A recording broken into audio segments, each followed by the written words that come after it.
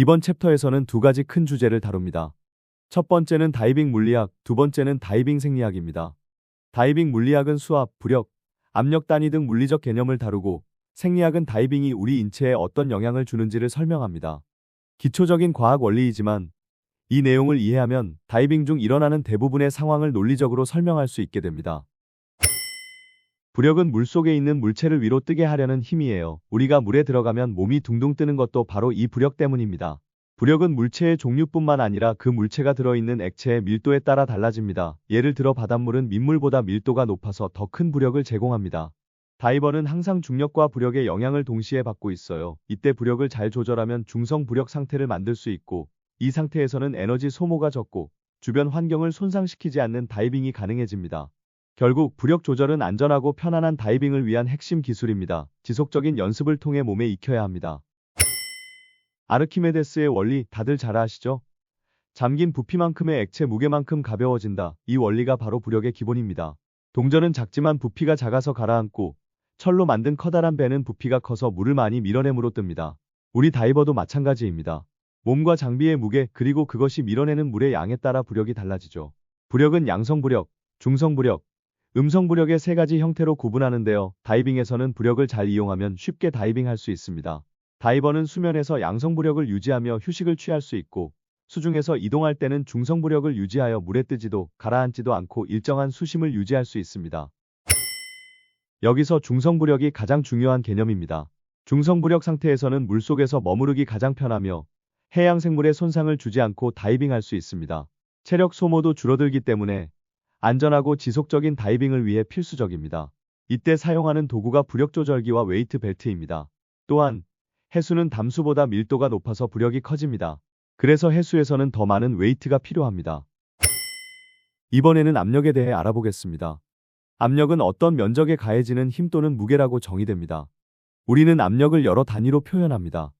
예를 들어 킬로그램 퍼 제곱센티미터, 파운드 퍼 제곱인치 같은 단위가 대표적입니다. 압력 개념은 이후에 다룰 기체 소비량, 감압 질병 등과 밀접하게 연결되므로 꼭 이해하고 넘어가야 합니다. 대기압은 공기가 누르는 힘입니다. 지구를 덮고 있는 공기층이 우리 몸에 압력을 계속 가하고 있는 것이죠. 우리는 평소에 느끼지 못하지만 항상 대기압의 영향을 받고 있습니다. 대기압은 고도가 높아지면 낮아지고 해수면에서는 평균적으로 일기압입니다. 이 개념은 수심에 따라 압력이 어떻게 변하는지를 이해하는 데 중요한 기초입니다. 자, 여러분. 지금부터는 물속에서 작용하는 압력에 대해 알아보겠습니다. 우리가 수면 아래로 내려가면 점점 무거운 물들이 우리 위로 쌓이게 됩니다. 이렇게 쌓인 물의 무게가 우리 몸을 누르는 힘을 수압이라고 해요. 수압은 수심이 깊어질수록 더 커지는데요. 바닷물에서는 10m마다 1기압이 더해져요.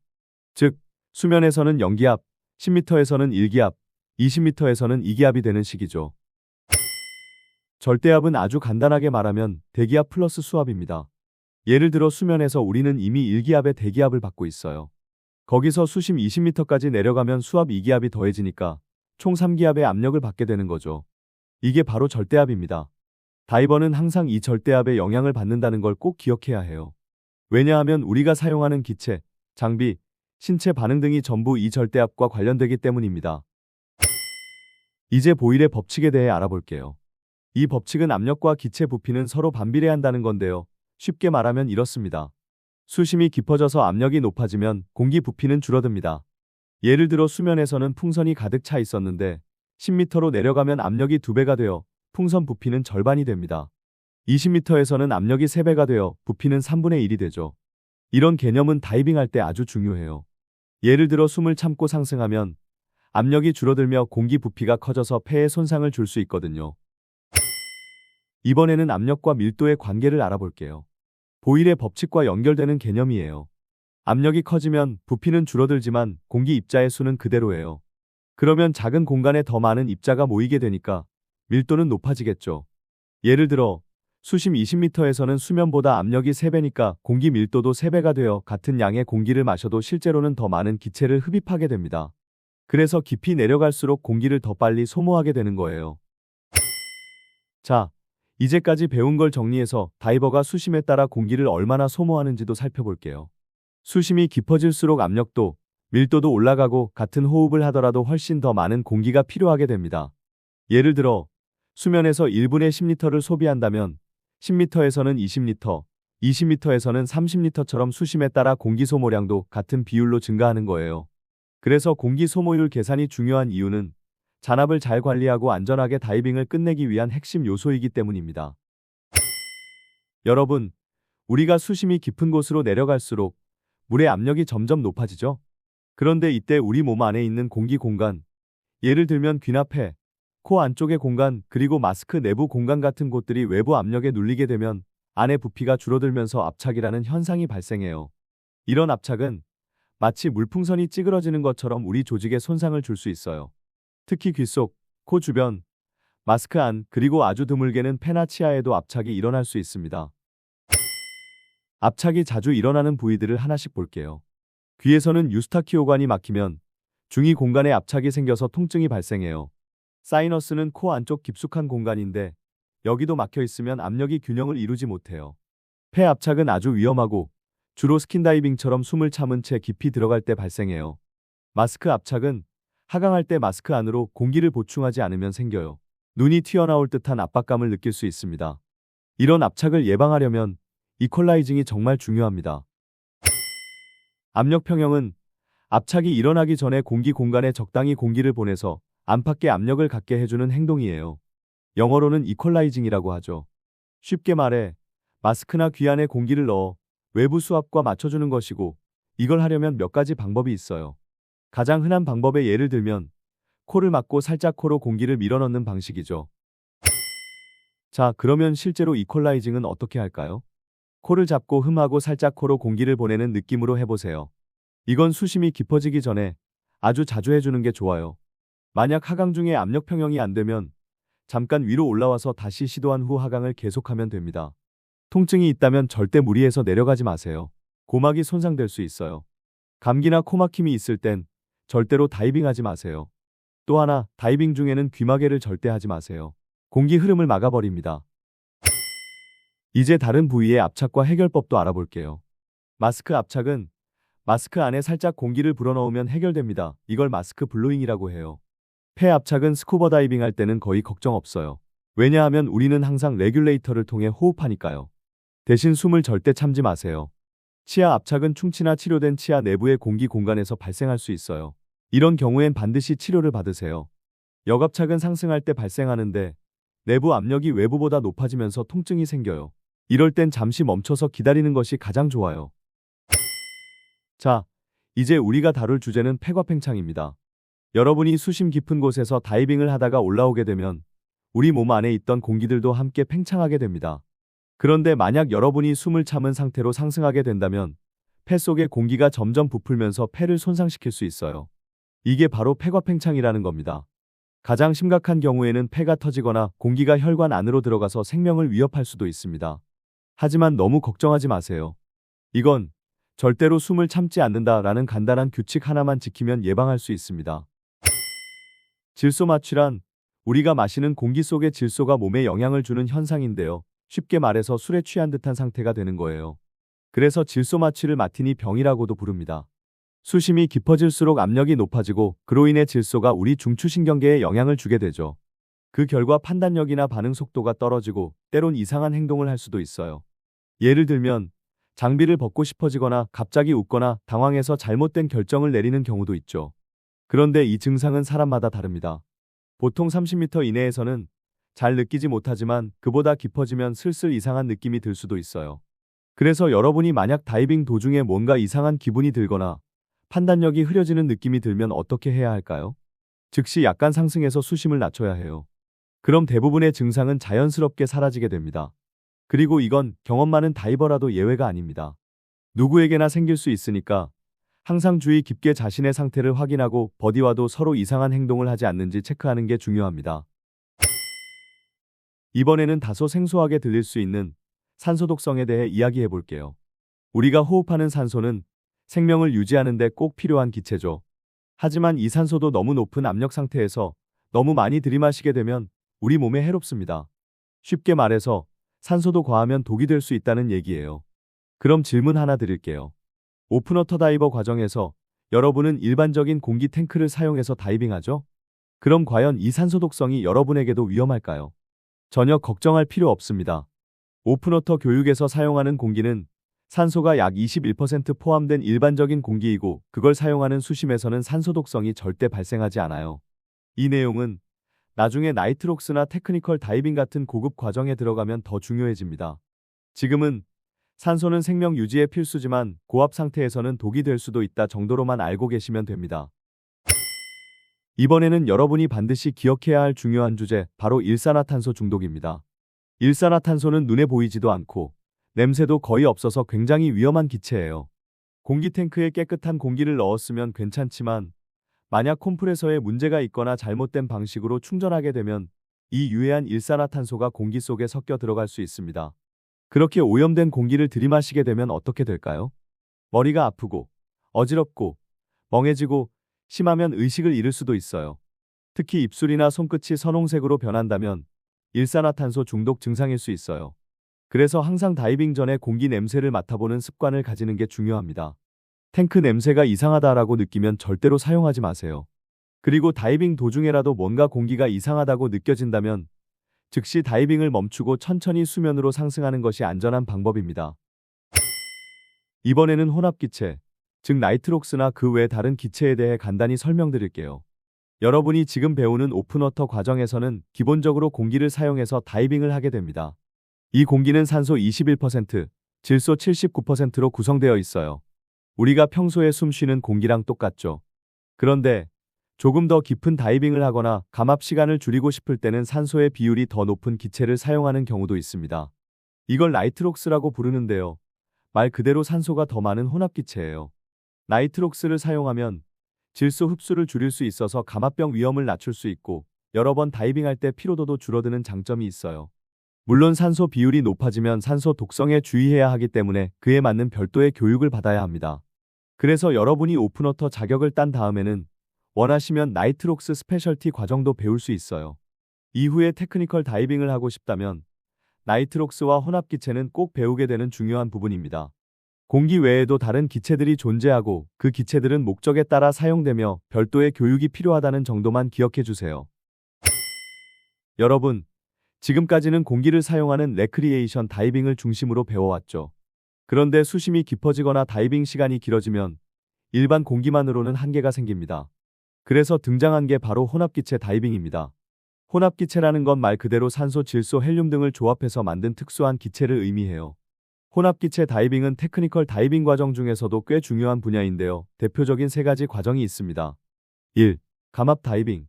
수심이 깊어질수록 질소가 체내에 더 많이 축적되기 때문에 수면으로 올라올 때 그냥 올라오면 안 됩니다. 특정 수심에서 일정 시간 멈춰서 질소를 배출하는 감압 정지가 필요하죠. 이걸 안전하게 하려면 감압 절차를 배워야 해요. 2. 익스텐디드 레인지. 기존 스포츠 다이빙 한계보다 깊은 수심으로 안전하게 다이빙할 수 있도록 훈련하는 과정입니다. 최대 55m까지 하강합니다. 고농도의 나이트록스를 활용해 감압 효율도 높이죠. 3. 트라이믹스. 산소, 질소, 헬륨을 섞은 기체를 사용하는 고급 테크니컬 다이빙입니다. 헬륨은 마취성이 매우 적기 때문에 깊은 수심에서도 명확한 판단력을 유지할 수 있어요. 따라서 스포츠 다이빙 이상의 수심에서는 트라이믹스가 필수입니다. 사실 지금 이 과정들은 여러분이 바로 배우는 건 아니지만 다이빙 경험이 늘면 자연스럽게 관심을 갖게 됩니다. 혼합기체 다이빙은 단순히 깊이 들어가는 게 아니라 훨씬 정교하고 계획적인 다이빙을 배우는 과정이에요. 나는 그냥 오픈워터까지만 할 거야 라는 분들도 많지만 막상 다이빙을 제대로 배우고 나면 테크니컬 다이빙의 매력에 빠지는 경우가 정말 많습니다. 여러분이 다이빙에 매료되다 보면 언젠가는 스스로도 이런 과정들을 도전을 하고 싶어질 거예요. 혹시 지금부터라도 관심이 있다면 나중에 TDI 테크니컬 다이빙 과정을 꼭 한번 고려해 보시길 권해드립니다. 지금까지 배운 내용을 연습 문제를 통하여 확인해 보겠습니다. 1. 해수 20m에서 절대압은 몇 기압인가? 정답은 C번 3기압입니다. 절대압은 대기압 1기압 플러스 수압으로 계산합니다. 수압은 10m당 1기압이므로 해수 20m에서는 1기압 대기압 더하기 2기압 수압하면 3기압입니다. 2. 해수 30m에서 2세제곱미터의 부피를 가진 풍선을 수면 1기압으로 끌어올리면 부피는 얼마가 되겠는가? 정답은 C번 8세제곱미터입니다. 부피는 압력에 반비례하므로 P1 V1 이꼬르 P2 V2 공식을 적용하면 해수 30m는 절대압 4기압, 수면은 1기압, 압력이 4분의 1로 줄어드니까 부피는 4배가 됨. 즉, 2세제곱미터 곱하기 4 이꼬르 8세제곱미터가 됩니다. 3. 4기압에서 풍선 내부의 공기는 1기압에서의 풍선 내부의 공기에 비해 밀도가 몇 배 큰가? 정답은 B번 4배입니다. 공기의 밀도는 압력에 비례하므로 4기압에서는 1기압일 때보다 4배 더 압축되어 있어서 밀도도 4배가 됩니다. 4. 수면에서 2시간을 사용할 수 있는 스쿠버 실린더는 수심 20m에서 얼마나 사용할 수 있는가? 정답은 C번 40분입니다. 기체 소모량은 수심이 깊어질수록 늘어나요. 수심 20m는 절대압 3기압이기 때문에 수면에서 2시간 사용 가능한 실린더는 3배 빠르게 소모되어서 2시간 나누기 3 이꼬르 약 40분 정도밖에 못 써요. 이 계산은 다이빙 계획할 때 아주 중요한 개념입니다. 5. 하강 도중에 압력 평형을 시작하는 적당한 시기는?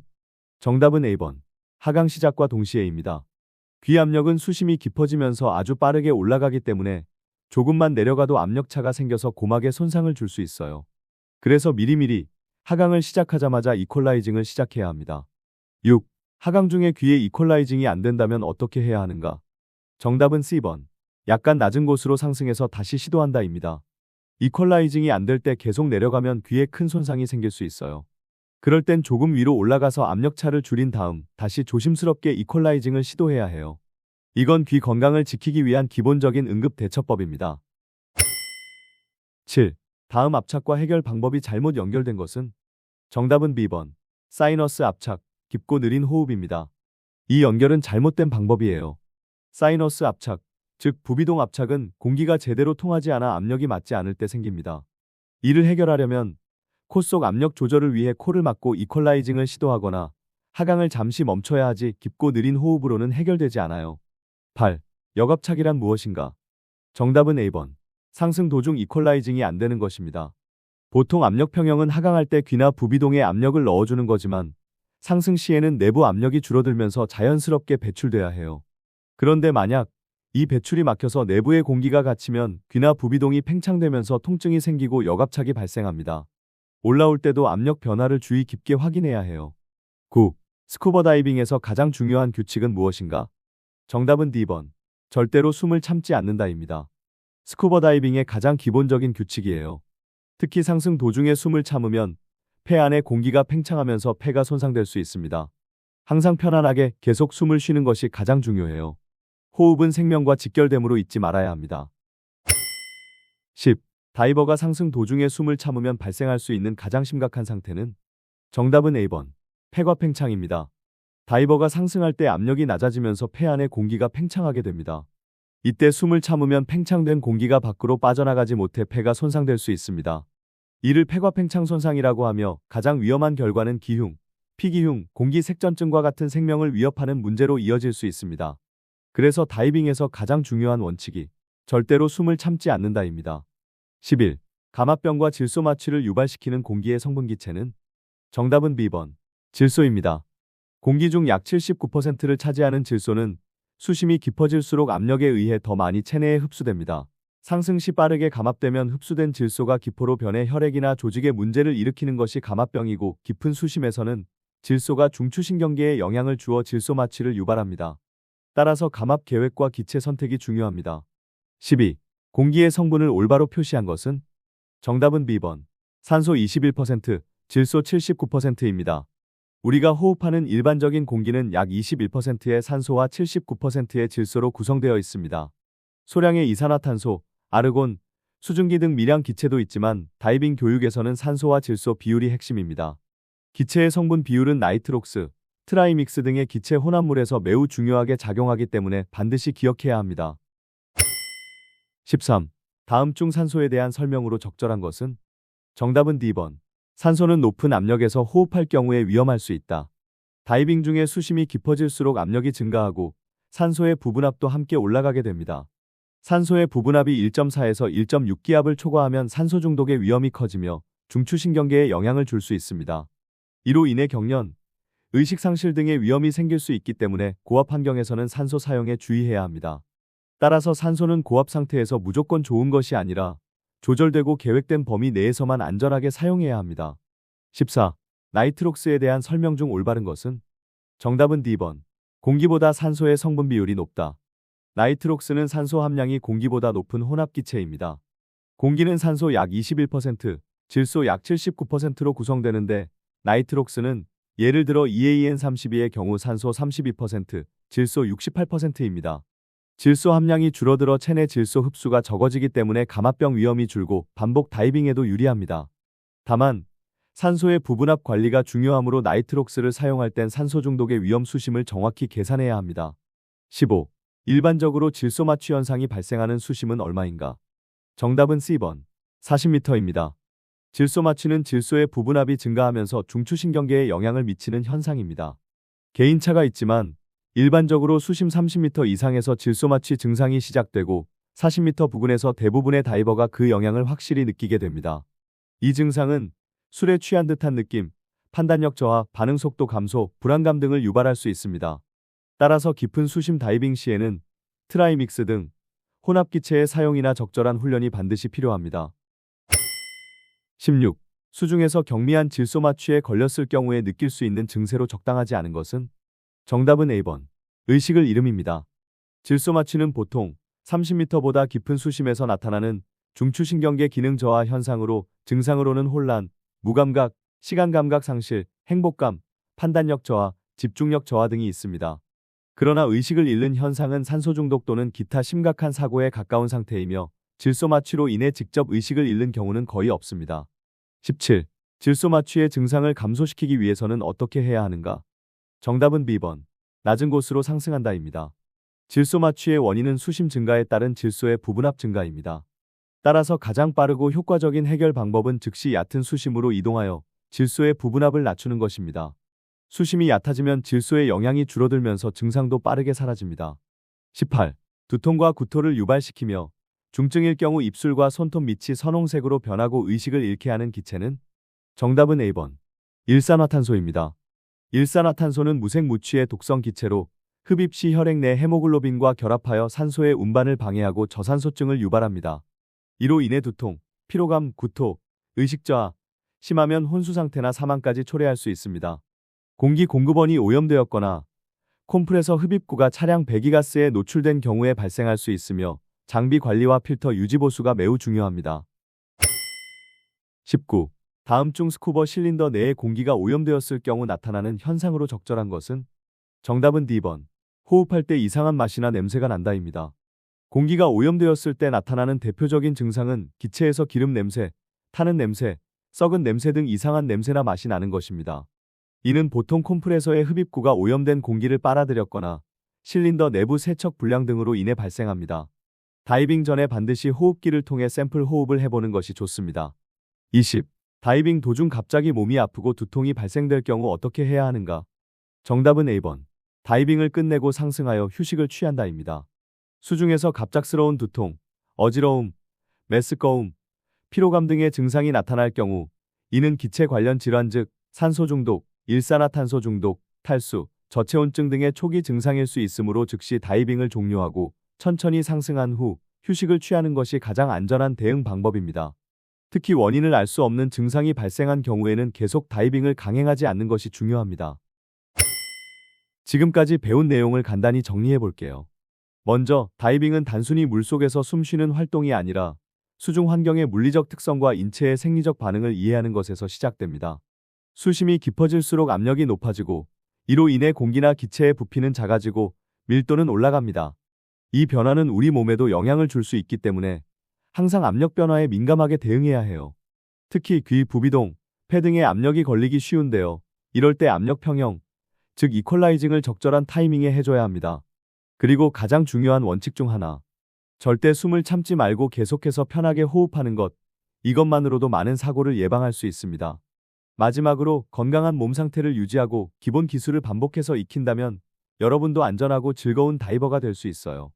항상 다이빙 규칙을 지키고 예상치 못한 상황이 생겼을 때를 대비해 두는 것도 잊지 마세요. 오늘 배운 내용 중에서 궁금하신 점 있으신가요? 이해 안 가는 부분이 있거나 더 알고 싶은 게 있으면 자유롭게 질문해 주세요.